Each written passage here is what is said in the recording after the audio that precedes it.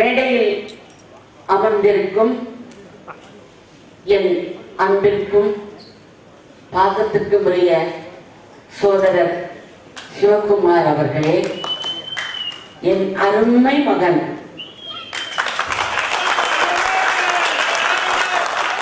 கமலஹாசன் அவர்களே, மற்றுமுள்ள கலைஞர்களே, பத்திரிகை நண்பர்களாகிய நியாய திராசுகளே, மற்றுமுள்ள ரசிக பெருமக்களே, உங்கள் எல்லோருக்கும் உங்கள் அன்பு சகோதரியின் அன்பான பணிவான வணக்கங்கள். நான் உங்களுக்கு 2 கதை சொல்ல போறேன். எனக்கு ரொம்ப பெரிய சந்தர்ப்பம் இது. ஏன்னா அத்தனை பத்திரிகை நண்பர்களையும் ஒரே சமயத்துல பார்க்க முடியாது. இந்த மேடையில தான் பார்க்க முடியும். அதோட என்னுடைய பிள்ளைகள் 2 பேர் வந்திருக்காங்க. அவங்களும் அதை கேட்கணும், எனக்கு ஆசையா இருக்கு. நான் சொல்றேன், கேளுங்க. கலைஞர் கருணாநிதி அவர்கள் எழுதிய வசனம், அதை நான் சொல்லுகிறேன், கேளுங்க. குடிசைதான் ஒரு புறத்தில் பூரிய வேல்வாள் வரிசையாய் அமைந்திருக்க, வையத்தை பிடிப்பதற்கும் வெம்பகை முடிப்பதற்கும் வடித்து வைத்த படைக்கலம் போல் மின்னும் வெளிரும். புலியின் குகையிலே அழகில்லை, புலியின் குகையிலே அழகில்லை, புதுமையல்ல. கிளியும் மேசிலிருப்பும் கீழிறங்கும் தன்மையும் தலைகாட்டா மானத்தின் உறைவிடம் மரவன் மாளிகை. இல்லத்து வாயிலே கிண்ணத்து சோற்றோடு வெள்ளத்தை சிறிது கலந்து வயிற்றுக்குள் வழியனுப்ப, பொக்கை வாய்தனை திறந்து பிடியெண்ணம் எடுத்து போட்டாள் பெருநரை கிழவி ஒருத்தி. ஓடி வந்தான் ஒரு வீரன், ஒரு சேதி பாட்டி என்றான். ஆடி வந்த சிறுமி போல் பெருமூச்சு வாங்குகின்றாய், ஆடி வந்த சிறுமி போல் பெருமூச்சு வாங்குகின்றாய். ஆண்மகனா நீ தம்பி, மூச்சுக்கு மூச்சு இடைவேளை ஏற்படட்டும், பின்பு பேச்சுக்கு துவக்கம் செய் என்று சொன்னால் அந்த கிண்டலுக்கு பெயர் போன கிழக்கு தமிழச்சி. வேடிக்கை நேரம் இதுவல்ல பாட்டி, உன் வாடிக்கை கேலியை விட்டுவிடு, மடிந்தான் உன்மகன் களத்தில் என்றான். மனம் ஒடிந்து நிமிர்ந்தாள் தாய்க்கிழவி ஒரு முறை. தாயம் ஆடுகையில் காய்களை வெட்டுவதுண்டு, தாயம் ஆடுகையில் காய்களை வெட்டுவதுண்டு, களமும் அதுதான். காயம் மார்பிலா முதுகிலா கூறுவாய் என்றாள். முதுகில் என்றான்.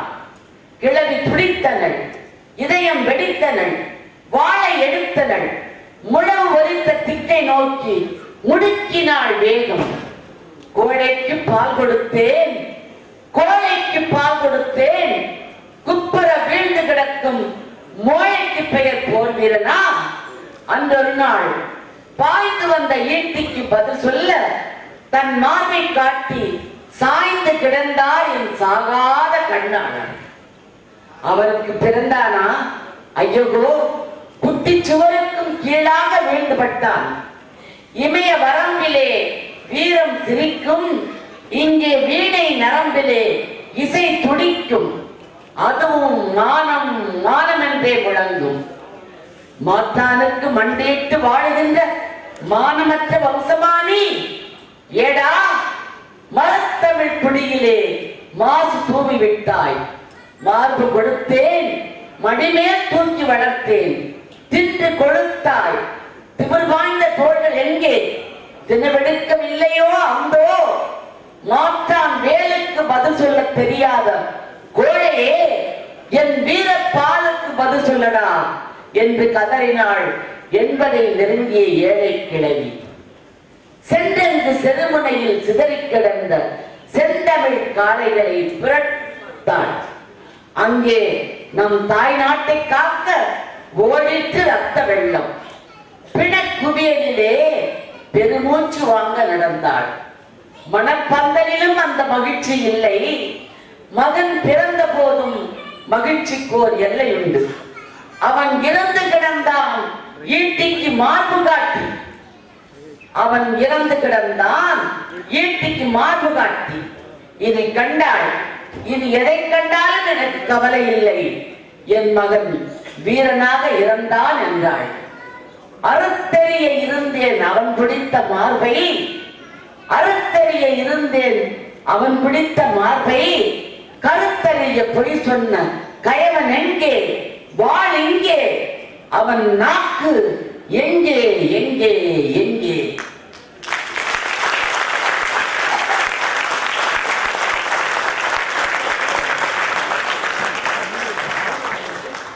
நன்றி நன்றி. இதற்கு நேர் முகமா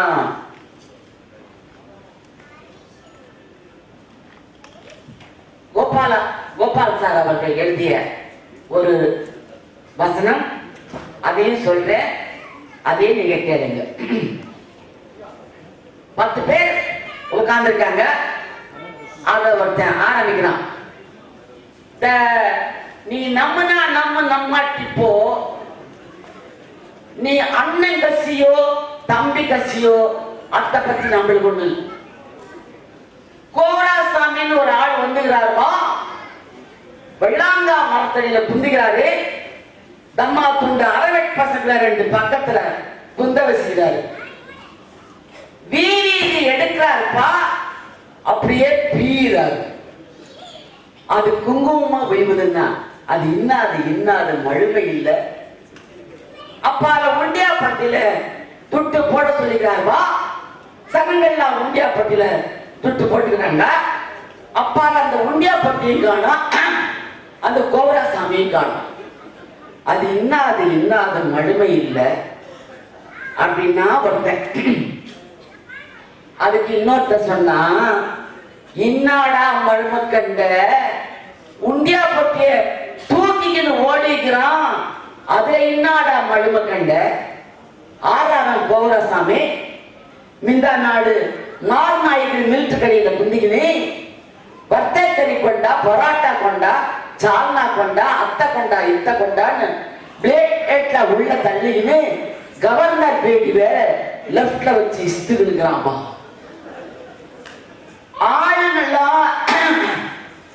ஆளுங்கெல்லாம் நாஸ்டா கொண்டுங்கன்னு போய்கிட்டு தாங்கிறாங்க. சப்ளையர் நின்றுட்டு தாங்கிறாரு, மார்நாயகர் குந்திங்க தாங்கிறாரு, சோமாரி துண்ணுன்னு தாங்க. நல்லா துண்ணுங்கன்னு பழுப்புல கைய கைவிக்கின்னு கல்லாப்பட்டி ஆண்ட வந்து நின்னுங்கனாமா. இன்னாப்பா துட்டை எடுனாரு மார்நாயகர். அங்கேயும் வீதி எடுக்க, அங்கேயும் பெய்யலாமா.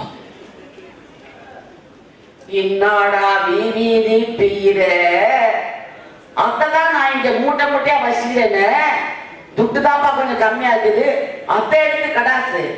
அண்ணாரு மார்நாயகர், அண்ணாரா மார்நாயகரு எடுத்தா ஓட்டம் விட்டுவாராம் மார்நாயகரு.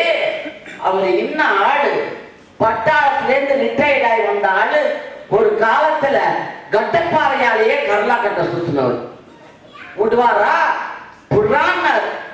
சப்ளை தெத்தை இப்பம் போட, சப்ளை தெத்தை இப்பம் போட, சப்ளை தெத்தை இப்பம் போட ஒடிலேங்கிறாம்பா.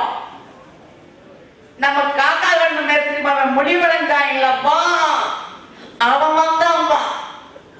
அவன்ல தடுக்கி இவன் உயிர்ந்தான். புடிச்சு பார்த்தா தாடி பிசுபிசுமா, பார்த்தா தம்மா துண்டு அறியாத பையன். அவங்க நைனா கூட திண்டிவனத்துல நெல் வியாபாரம் பண்ணிக்கிறான். அந்த ஆள் கையில கோசிக்கின்னு வந்துக்கிறான்டா. அவனாடா கோவராசாமி, அவன் கதை எனக்கு தெரியாதுன்னு நீ என் கையிலே கதை விடுறியே. இன்னாடா இன்னாடா இன்னாடா.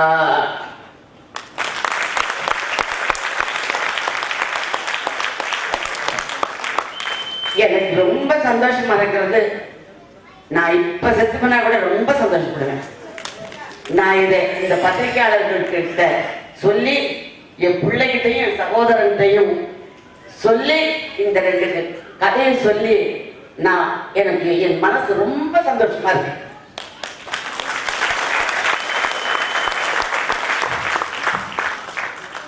ரொம்ப சந்தோஷம்.